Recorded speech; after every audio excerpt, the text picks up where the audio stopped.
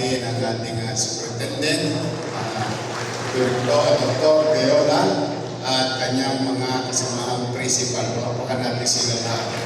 At ang ating singing Vice Mayor, may tinatago. Tago mo na lang. Magaling talaga kumanta yan. Vice Mayor Chief Atienza. Sa inyong lahat na nandito, good morning ulit. Today, nagsasama-sama tayo sapagkat kayo'y hinihila ko sa isang daan kung sa pagsasaayos ng ating mga pang-edukasyon programa. As you all know, since July 1 of 2025, when I assumed, you've been hearing me messages, policy, vision of the administration towards 10 years. And lagi kong sinasabi yung salitang MBN. Yung iba na confused kung ano yung MBN. At ito po ay tatlong letra na isang konsepto ng pamamahala kung paano pinatataas ang antas ng pamumuhay ng tao, mamamayan o kanyang nasasakupan. Ang MBN ay ibig sabihin minimum basic needs. Ano nga ba ang mga nakapaloob sa minimum basic needs? Housing, education, healthcare, and jobs. These are the things that I personally, since then and today, and it will be tomorrow, na mamamaraan kung saan ang mamamayan, yung kalidad ng pamumuhay sa kanyang pamilya ay pinupuhunan ng kanyang pamahalaan. Kaya po, pagkakat tayo tapot na tapot, talagang gusto. Si Judith, best friend ko na. May Judith sa Meralco, may Judith sa internet, may Judith sa tubig. Pero ang lahat ng bagay niyon ay bahagi ng gastusin sa pamumuhay. So, ibig sabihin, ang gobyerno pala is parang buhay din. Araw-araw gumagastos tulad ng tao. Whether you like it or not, whether may income or not, whether sapat or not, may tosgas para mamuhay. Kaya sabi ko, in what way pwedeng umaang karoon ng breathing room ang mamamayan. That's why I invested, despite of the lack, minimum resources. Whatever is there, whatever is left, and whatever is going to have great portion of our resources will be dedicated to MBN. And I'll tell you why am I doing it. Bakit ko yun ay gusto ko na? Tingnan mo rin nyo kung tama ako. Please correct me if I'm. And I want mine. Ang isang pamilya, kapag may maayos na masisilungan, may kapanatagan sa gabi. Kung wala ng bagyo, magkaroon ng dilubyo, may masasabi siya ng sarili niya, mauwian. At hindi ka natatakot na nakatuwing ka nung nagpapaupo siya. Kasi Judith din ang pangalan nung nagpapaupo siya. At kapag ang ama ay ina, may trabaho, may kabuhayan ang pamilya. At At ang bata, gising sa umaga, papasok sa isang maayos na pasilidad, ang publiko, para lang. Kapag ang buong pamilya nito na nabanggit na bilang halimbawa, ay siya'y nagkasakit, may maayos na ospital na pupuntahan. And I don't know, ganun din ba umiikot ang buhay ninyo?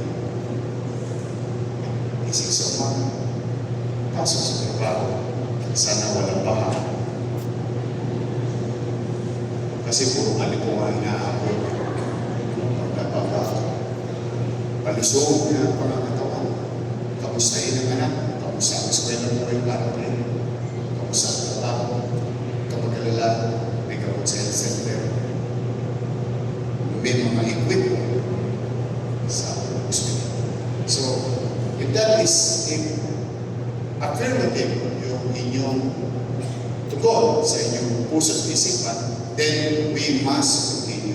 And today is another simple little effort of your city government to empower our teachers for our learners. You will prioritize in terms of expenditures ng inyong pamahalaan. Why? Naniniwala ko, pagkagaling naman kayo. Bakit hindi? Ako yung prueba.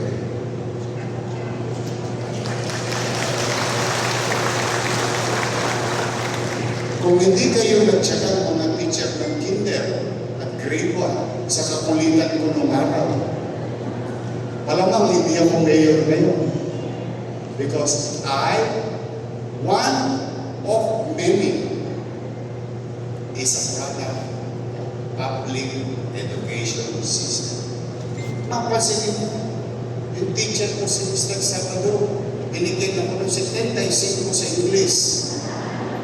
Pero ngayon, pa-English na. Saka, pang 5 minutes lang yun. After that, finish or not finish, pass your paper. But see, imagine today, with the tools, equipment, that it can bring to our students. Kami nung araw, isa, talagang lahat ng an-an aabutin mo. Kasi mapupura sa iyo ng teacher, although voluntary. Ako nag-volunteer ako lagi kay Mrs. Laseste. Kasi pang-GMRC ko yun nung araw. Sayang yun alam mo nung araw. Pero, katulad yung naririnig nyo ngayon, or nangyayari ngayon, balik eskwela. Nung araw walang balik eskwela. Pag nasa eskwelahan na kami, the first day of class, meron kami yung nameplate for familiarization of name. So it is a requirement sa amin, bago pumasok, ng first day, kailangan merong nameplate. Sinasabi na yun sa orientation. Tapos, after that class, sabihin mo, class, ilang buwan na malikabok ng ating classroom. Ako, hindi naman kumikintab na itong mga kapulang semento natin. So, the following day, we were asked to volunteer. Volunteer. Magdala ng floor box. Puno. At asahan. Yes. So, kahit na ako naman, siyempre, ang baon ko lang, 50 centimos. Pero yung 50 naman, nakakabili ng palitawa. Yung palitawa, malakas yun. Mabigat sa tiyan yun. The thing is, dahil wala naman ako pambili, at hindi ako mabibili na nito, ang ginamit ko, physical donation. So, lagi ako nagpupunod. Lagi ako nagpupunod. Kaya, ang GMR secret ko, nabenta. Pumait akong bata. Dala ng circumstansya marami. Siguro na iba-iba ako na nakalulunod sa buhay. I really don't know. I'm just telling you experience that through the initiative of teachers, through the guidance of teachers, persistency of teachers, and love and compassion to their students, ito ko kayo sa trabaho. Produkto nito. pwede pala.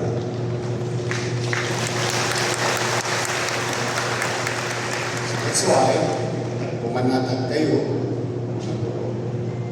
pinatawag ko talaga kayo ngayon kasi bago man kayo sumapap sa gera, magkita-kita man lang tayo. Because there will be 1 year of you meeting new students, new attitude, new mindset. And through your effort and continued showing love for your students, you are about to go honing the future of the city and the nation. It is very critical. And you know it better than me, especially yung mga principal natin. Mas alam niyo kaysa sa akin, na itong edad na ito yung edad na para bang lupa. Na kung ano ang itinanim mo, siyang aanihin natin pare-pareho sa lipunan.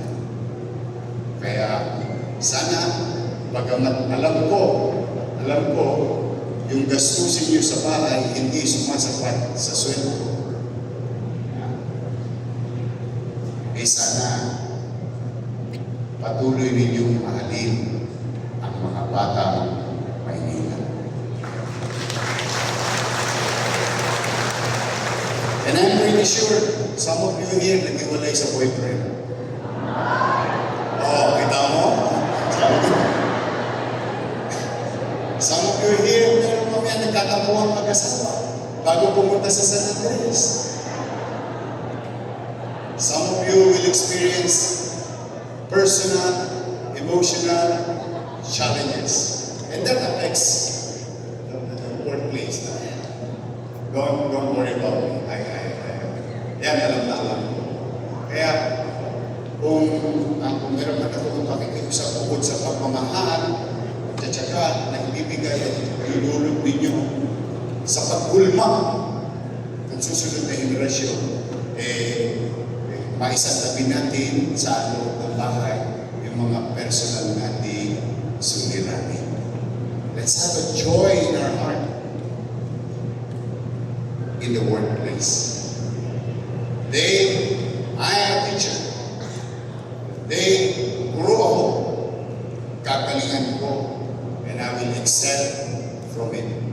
Because one of many teachers, educators, will create tomorrow's mother, father, professionals, and leaders. So, kundi dahil sa inyo, malamang, bawas na bawas ang North Star ko. Kundi dahil sa inyo, malamang, hindi ako nagpusiging mag-aral. Kasi when I'm about to give up, and I'm going to share this is my secondary time, high school ako nito, I'm about to give up.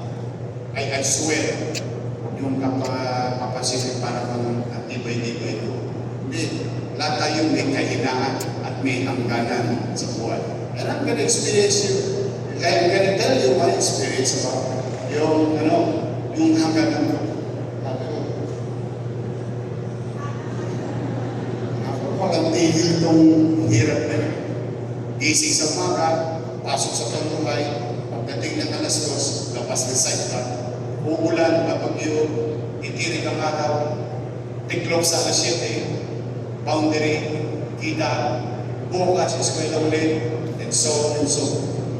Kasi hindi ko ba nang napibili ng bagong brief. Ang brief ko, tumpukan. De Colores, Isa Recto, 15 tatlo, 15 wala akong bagong t-shirt. Side A, side B, Wagarte. Kasi nahuhulog na sa short ko yung brief ko eh. Sabi na nanay, hindi naman nakikita yan eh. Then I thought, sige na nga, mag-full time ka. Paano pa pala yun? I got frustrated.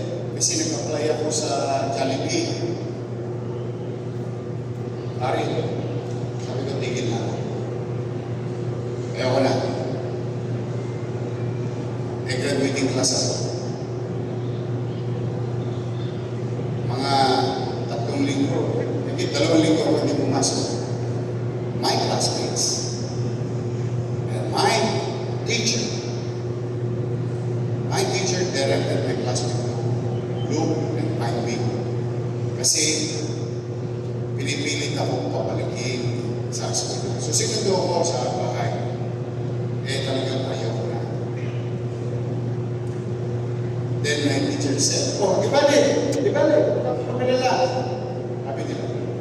kahit hindi ka na pumasok ka na sa Lunes kasi sa Lunes MC na. Alam niyo MC? NCE. Pag hindi mo nakuha yun, hindi ka makakapag-koleyo. Tama. Pumasok naman ako. Just for the sake of visiting the airport of my... I'm telling you, this is done by the teacher. The airport. Kasi pumasok ko. Siga-siga ako sa quadrangle eh. Dumuguso. Nabuhay ka na. Yun, gano'n ako, matagal kang absent. Bida ka sa eskwela. Sabi sa classmates mo o sa class mo. Hindi, alam, may NC ka. NC ka na.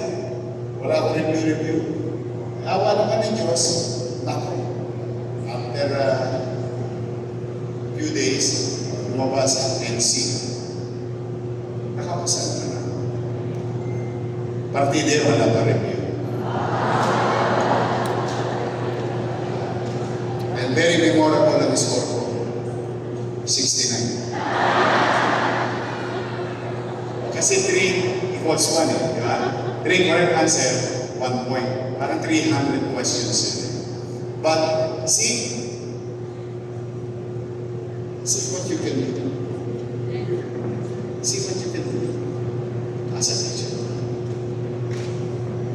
Then, nabuhay muli, nag-alam muli ang aking pangarap, pag-aral at maging gusto maging kapitan ng barko. Yan talaga ang pangarap ko, maging kapitan ng barko.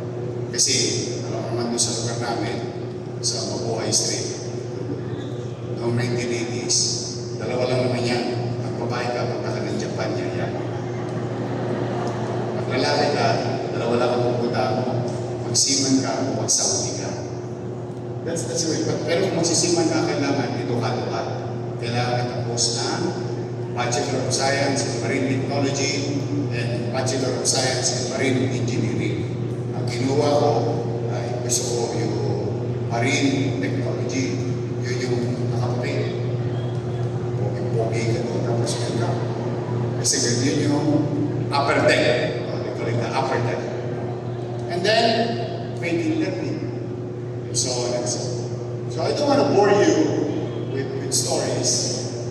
But these stories, or story, it happened to one of your students and brothers.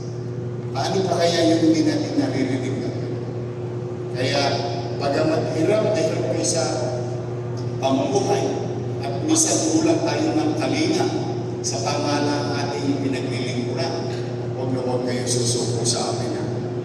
Kasi kung sumuko kayo sa kapulitan namin, malamang baka kami na pariwaran.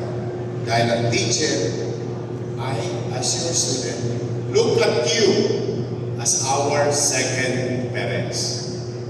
Mas matagal pa namin kayong kasama sa loob ng 24 oras.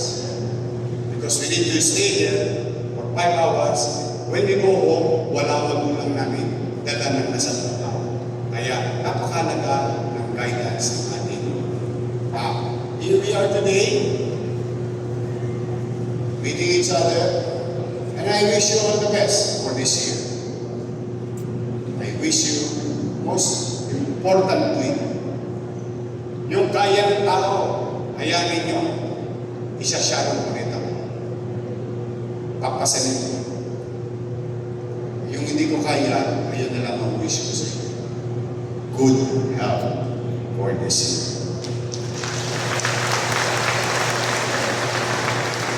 At kung kayo magkakaroon ng suliranin, huwag niyo ako pupunta sa Quiapo.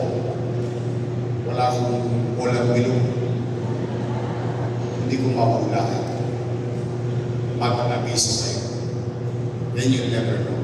Anyway, kung inabisuhan ninyo ako, inimpormahan ninyo ako, ano po una nyo? Laway lang.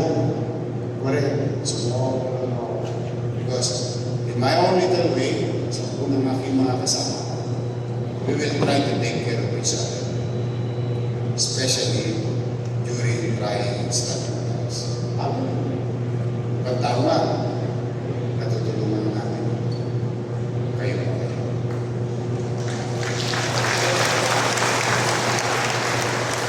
So, good luck. Excited kayo? Talaga? Walang-wala lang.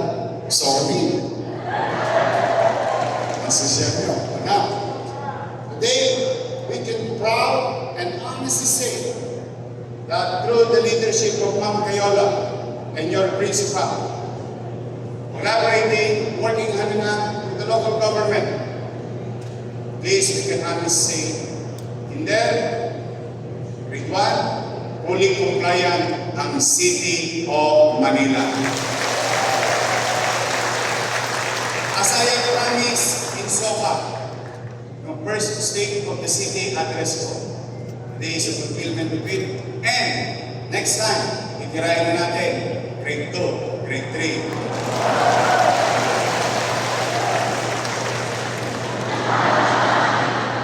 Puwera usok.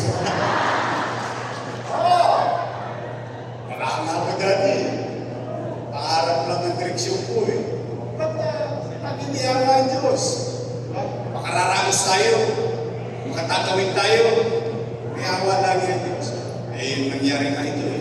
So this made possible through your STO. Palakpakan natin, the STO family. And we will continue to develop our school board in line with the national policy, national direction, and may tenga sa lupa. May tenga sa lupa. Nakikinig sa kanya mga kasamang naglilingkod sa taong bayan. Ang regalo ko ngayon, meron pa ako isa.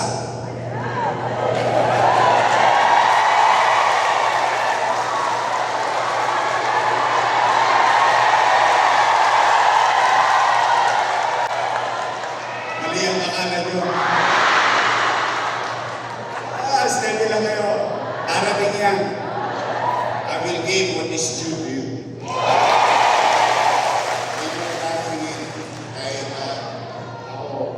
May isa lagi tumatakak sa isipan ko lagi, sinabi sa akin ng nanay ko, may iskat kasi yun. Huwag kang magpapakatimawa. Siya sabi sa akin nanay ko.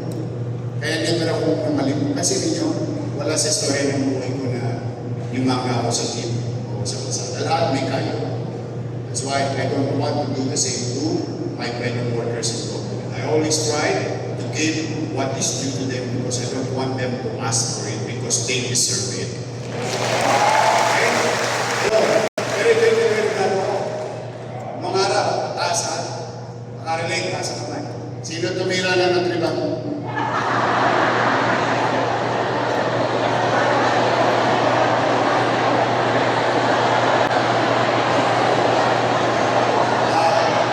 I will address this to yung mga tumira ng tree. Yan, mga tree, nasa kamay. Sa mga hindi naman, don't worry. Ito talaga experience namin. Matanong ko kayo, maganda ba sa katawan natin nung bata tayo, nung pera tayo na tayo naganas? Exactly. Kaya nga ako, bata pa lang, batak na ako eh. Hindi yung ganun batak ha. Oo, talagang batak na batak sa trabaho.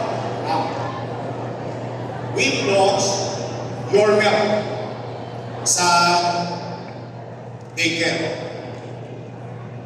And it seems the parents and the teachers were so very happy that naging active, lively, and encouraging their students to go to school, to the daycare. Yun ang general report or what you call summing up of a program. Kasi lagi ko yung pinag-magnify before I go elevate or escalate. Eh, maganda po ang naging epekto sa mga bata. I have good news for you. From 21,000 students who received 3 months, and 3 times a week. Nung araw tayo sa isang linggo lang, yan sa pad paper mo, di ba? Pero gagawin mo cone. Tama. Sa nakakagaling. But with the help of your school board, sama si Direktora Mayola, Vice Mayor, members of the City Council, approved to escalate o palawakin ang aming kamay. Ngayon pong June at first week ng July, ang inyong mga learner na mag-aaral, magkakaroon na ng your milk.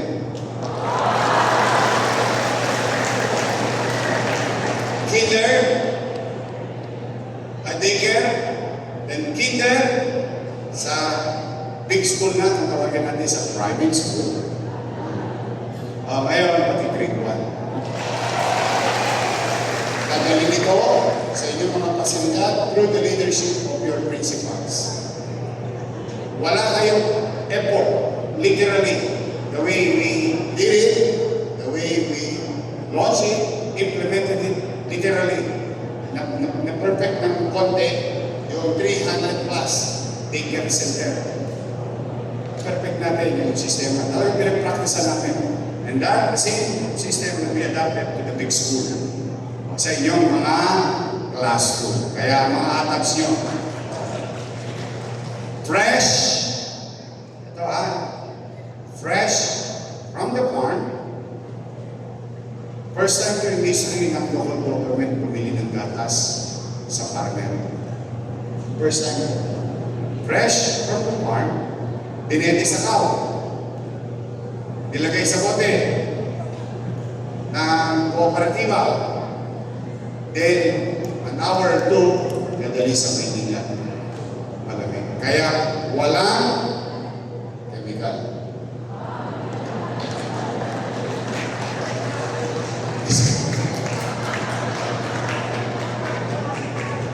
Yes, it's gonna happen. Because I want to reinforce your learners in a nutritional approach naman ng city. Kaya, abangan niyo yan. From 21,000, we are now going to reinforce nutrition needs of our students or kids in Manila, about 16,000 of them every other day.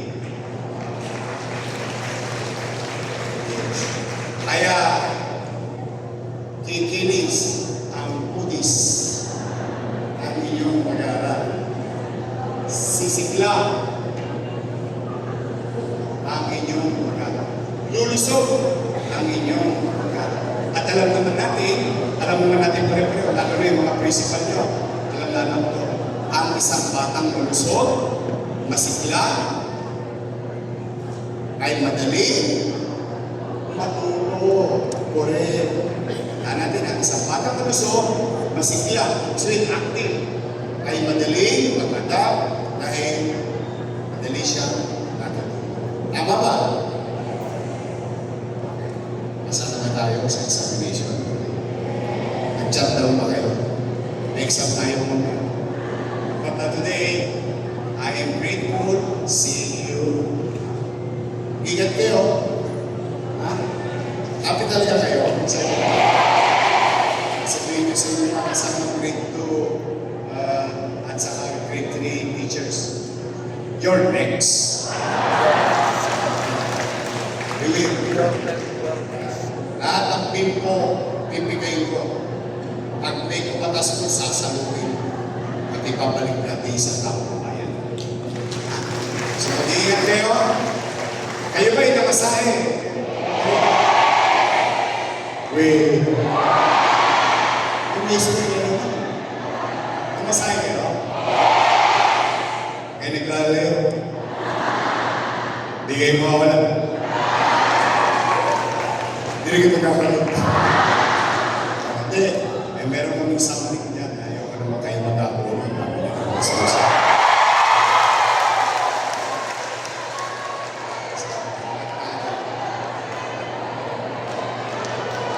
I love you. Good luck. God bless. Stay away from noise. Stay away from toxic people. Positive, good vibes, hopeful, ang City of Manila. Magandang araw at magpalagawa kayo ng buhay kapal. Panginoon! Thank you. Maraming salamat po muli po. Palakpakan po natin your face po Moreno Dumagoso. Sa pagkakataon po dito, tawagin muna po natin yung ating pong mga piliguro para po sa ating ceremonial game din po.